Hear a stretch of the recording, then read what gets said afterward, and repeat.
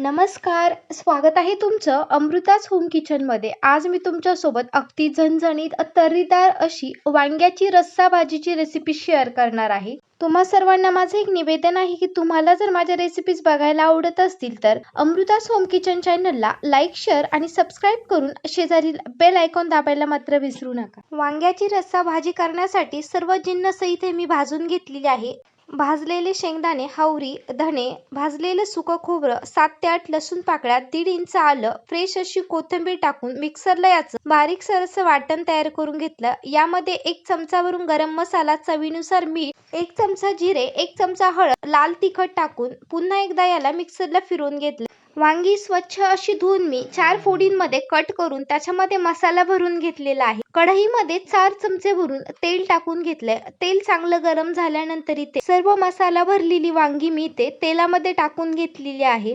अगदी 5 ते 10 मिनिटं आपल्याला इथे याला अशा पद्धतीने हलवून याच्यावरती झाकण ठेवून वाफेवरतीच ही वांगी आपल्याला शिजवून घ्यायची आहे. 5 ते 6 मिनिटानंतर कोथिंबीर आणि उरलेला सर्व मसाला टाकून पुन्हा एकदा याला चांगलं वाफाळून घेतलेलं आहे. भाजीसाठी जेवढं पाणी आवश्यक आहे तेवढं पाणी इथे मी गरम करून याच्यामध्ये टाकून घेतलेलं आहे. आपल्याला याच्यामध्ये अगदी गरमच पाण्याचा वापर करायचा आहे. 5 ते 6 मिनिटं याला इथे चांगले मी उकळून घेतलेलं आहे. तयार आहे आपली इथे वांग्याची रस्सा भाजी. अप्रतिम चवीची अशी वांग्याची रस्सा भाजी तुम्ही भातासोबत किंवा भाकरीसोबत कशाबरोबरही खाऊ शकता.